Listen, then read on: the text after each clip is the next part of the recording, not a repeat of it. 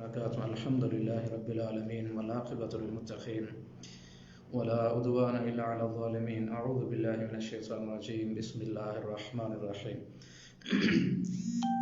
قد كان لكم آية في فئتين التقتا فئة تقاتل في سبيل الله وأخرى كافرة يرونهم مثليهم رأي العين والله يؤيد بنصر من يشاء إن في ذلك لعبرة لأولي الأبصار. آج ہمارا یہ درس امثال القرآن کے حوالے سے آج 12واں درس ہے یا 12ویں جو ہے وہ مثال ہے. اللہ تعالیٰ ہم سب مسلمانوں کا عمل کرنے کی توفیق دے. آج یہ جو مثال ہے وہ ہے اللہ تعالیٰ نے مثال بیان کی کہ غزوہ بدر کے متعلق اللہ تعالیٰ ارشاد فرماتے ہیں کہ اس وقت کے جو حالات تھے اگر تم دیکھو کس طرح تم جو ہے دونوں گروہ آپس میں آئے اور قلیل تعداد جو ہے وہ مسلمانوں کی تھی، کثیر تعداد کافروں کی تھی، اور کس طرح اللہ تعالیٰ نے دونوں گروہوں کو ملایا اور پھر فتح اور نصرت جو ہے وہ اللہ تعالیٰ نے مسلمانوں کو دی. تو اللہ تعالیٰ ارشاد فرماتے ہیں یہ جو ساری صورتحال ہے اگر تم سوچو اور سمجھو، اگر تمہارے اندر جو ہے عقل و شعور ہے تو پھر تمہارے لیے عبرت ہے اور تمہارے اندر تمہارے لیے اس میں بڑے اسباب ہیں، سبق آموز چیزیں ہیں.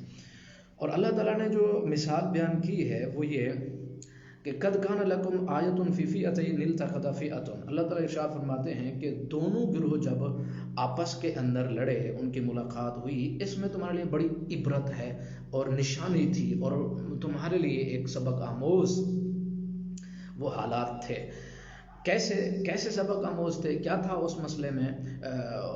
جب وہ غزوہ بدر ہوا تو تقاتل فی سبیل اللہ فئۃ تقاتل فی سبیل اللہ، ایک گروہ اللہ کے راستے کے اندر لڑائی کر رہا تھا اور مسلمان تھے، وَأُخْرَى قَافِرَةٌ، اور دوسرا گروہ جو تھا وہ کافر تھا.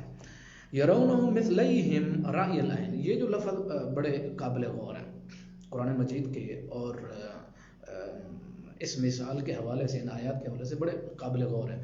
اللہ تعالیٰ ارشاد فرماتے ہیں دوسرا جو تھا کافرتن، کافر تھا، یرونہم مثلیہم رأی العین، کہ دونوں گروہ جو تھے، جس طرح تفسیر ابن کثیر اور تفسیر آسان بیان دوسرے مفسرین نے کہا کہ دونوں گروہ اپنی تعداد سے ڈبل دوسرے کو محسوس کر رہے تھے.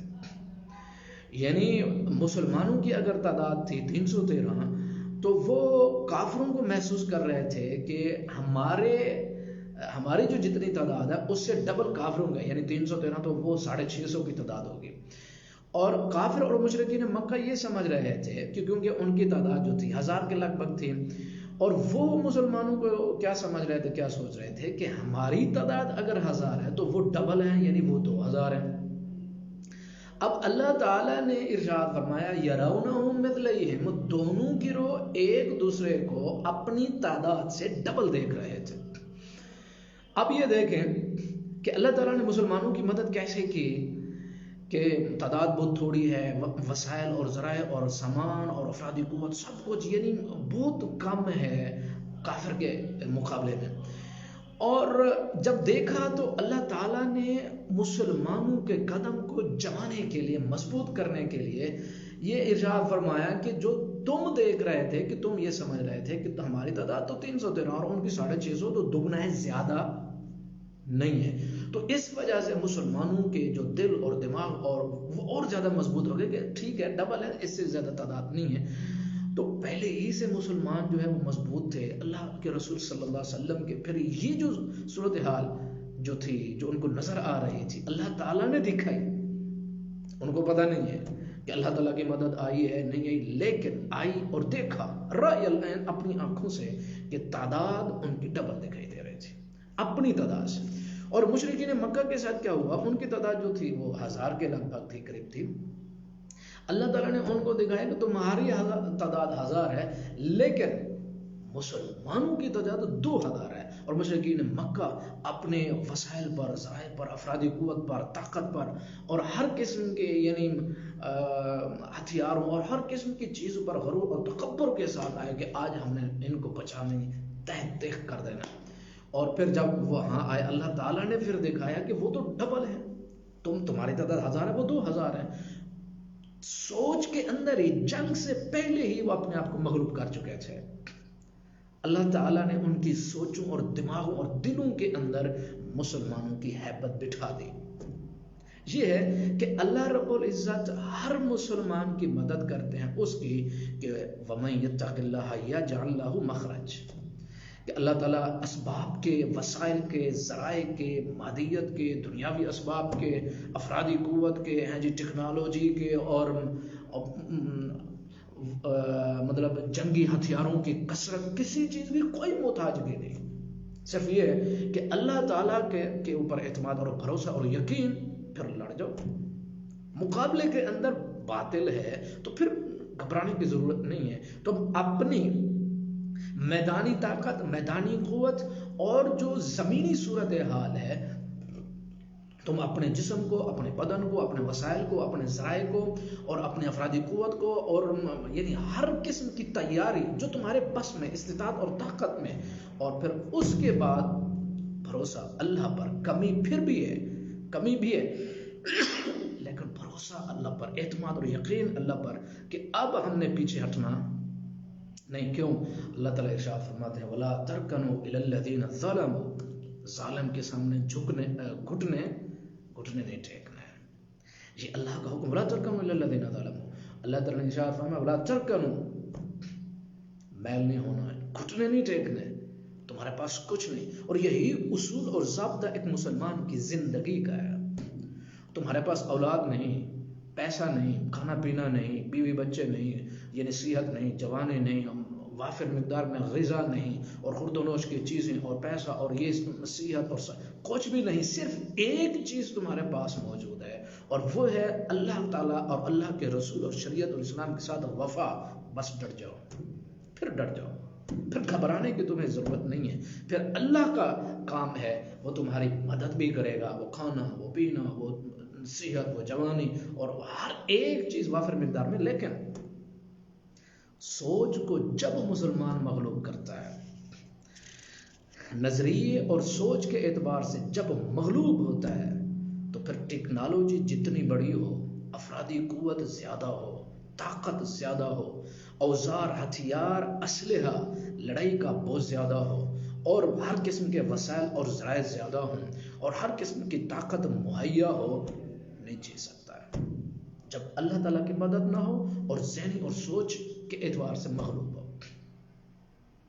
لیکن اللہ تعالیٰ کی مدد اور نصرت اس مسلمان کے ساتھ آتی ہے جو مسلمان اللہ اور اس کے رسول کے ساتھ وفادار ہے، اور اللہ تعالیٰ جو ہے وہ اسباب کا محتاج نہیں.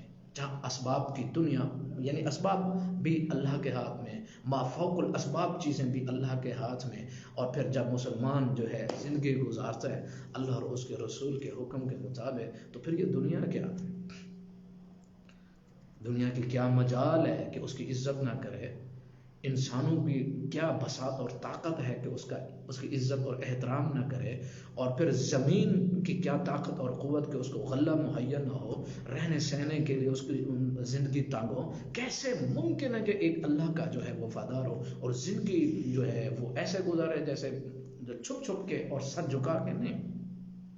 جس طرح آپ دیکھیں غزوہ بدر کے اندر فرشتے اترے اور شیطان بھی اسی وقت آیا مشرکین مکہ کے ساتھ. لیکن جب فرشتوں کا نزول اس نے دیکھا تو مشرکین مکہ نے کہا کہ تم تو ہمیں کہتے رہے آؤ ہمارے ساتھ اور میں تمہارے ساتھ ہوں. تو اب وہ ایک پہلوان کی شکل میں آیا تھا. تو اس نے کہا جو میں اپنی نظروں سے دیکھ رہا ہوں وہ تمہیں نظر نہیں آ رہا. فرشتوں کا نزول تھا.